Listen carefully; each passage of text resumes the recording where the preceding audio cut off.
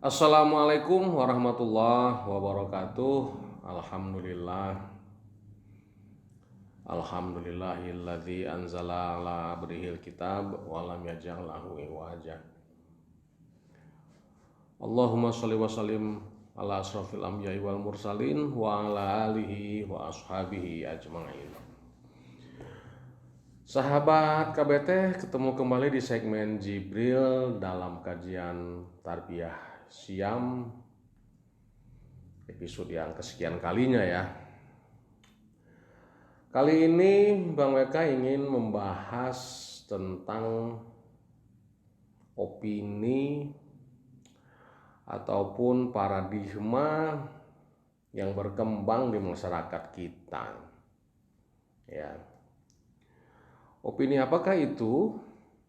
Yaitu sebagian masyarakat kita atau mungkin mayoritas masyarakat kita mempercayai ada sebuah cerita yang berkembang, katanya kalau di bulan Ramadan itu setan dipenjara gitu. Katanya setan di penjara. Jadi kesempatan kita untuk melakukan hal-hal yang baik, melakukan perbuatan-perbuatan yang positif, karena setannya nggak pada keluar, pada di penjara. Tapi kenyataannya berbalik ya. Nah, apa yang dimaksud dengan setan di penjara ini? Nah, benarkah setan itu dipenjara pada bulan suci Ramadan? Sahabat, dalam kajian membangun personality kita sudah membahas tentang mekanisasi terjadinya dimensi setonia. Ya. Jadi saya ingin bahas tentang setan nih berarti sekarang. Biar sahabat-sahabat mindsetnya, paradigmanya benar tentang anggapan kepada setan ini. Tentunya setan yang akan mereka bicarakan tentu setan versi kitabullah, setan yang diinformasikan dalam kitabullah. Nah, waktu itu kita sudah sempat singgung bahwasannya setan itu adalah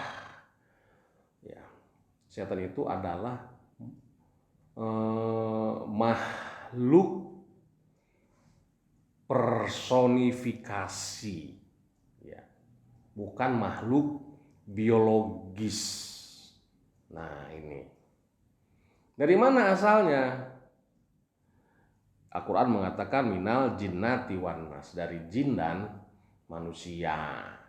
Nah, yang Allah ciptakan itu adalah jin dan manusia. Tapi di antara jin dan manusia ini ada yang mengkonvert dirinya, ada yang membentuk dirinya menjadi setan secara mekanis. Dari mana? Bagaimana mekanisasinya? Waktu itu kita bahas mekanisasi pembentukan setan adalah dengan dominasi hawa. Ya. Dominasi hawa yang begitu dominan pada nafs kita itu akan sangat memungkinkan terciptanya dimensi setonia dalam diri kita. Ya. Bang Weka akan sampaikan bagaimana indikator ya setan itu. Kalau kita kumpulkan kalau kita kumpulkan nafasnya di Al-Quran, dari lafaz setan itu adalah lumayan banyak ya. Ada sekitar beberapa puluh lah kalau kita lihat di kitab ini kompilasinya. Dan tanzil pertama tentang setan itu di surat At-Takwir ayat 25, kita buka ya. Tanya pertamanya. Kita buka sekarang. Bagaimana sih yang dimaksud dengan setan itu? Biar kita tidak beranggapan setan itu adalah sosok yang gimana gitu kan.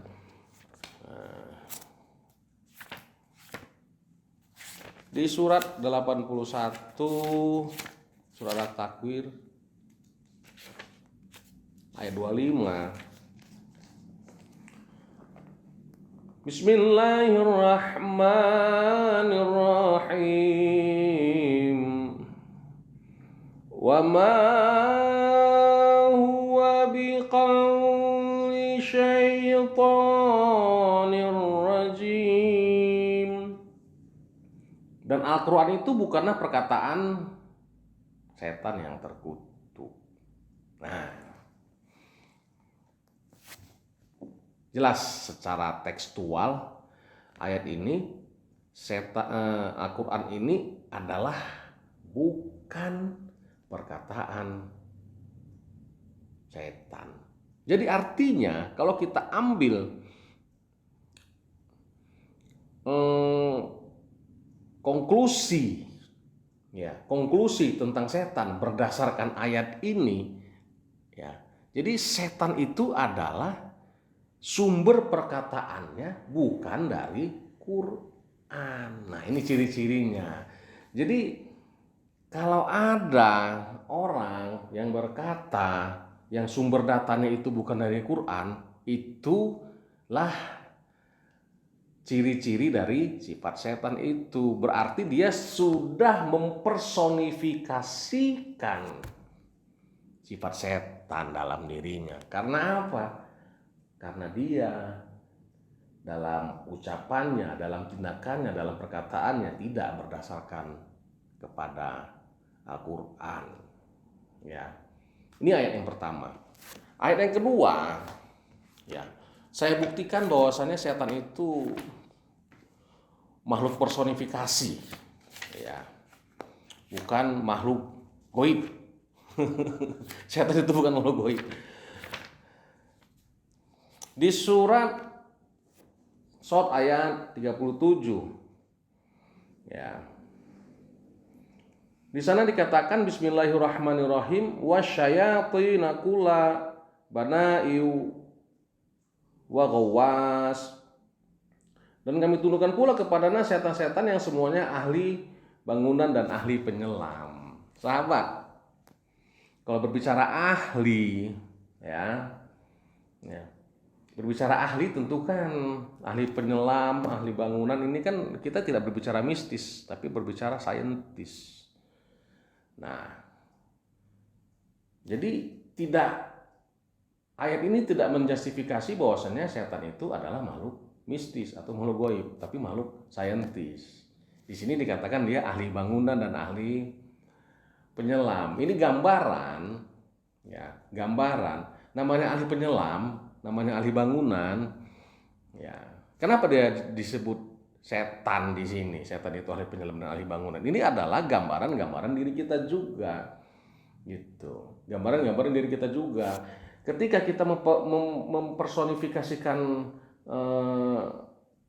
person yang negatif, maka dia setan sebutannya. Ketika kita mempersonifikasikan person yang positif, maka dia yang malaikat disebutnya. Itulah bedanya setan dengan malaikat. Kalau setan itu yang dominan adalah dimensi narnya, kalau malaikat itu dimensi nurnya. Jadi kembali kepada paradigma, benarkah setan di penjara? Iya, tergantung kita. Kita bisa memenjarakannya dan kita bisa melepaskannya. Tergantung bagaimana kita mengendalikan hawa pada diri kita. Kalau kita mengumbar, ya, kalau kita terus-terusan mengumbar hawa kita, keinginan subjektif kita, itu artinya kita sedang mengumbar dimensi setan kita. Tapi kalau kita mampu meredam dan mengendalikan hawa kita, berarti kita sedang memenjarakan setan dalam diri kita. Jadi masalah setan terpenjara atau tidak itu sangat tergantung sama diri kita sendiri. Demikian, assalamualaikum warahmatullahi wabarakatuh.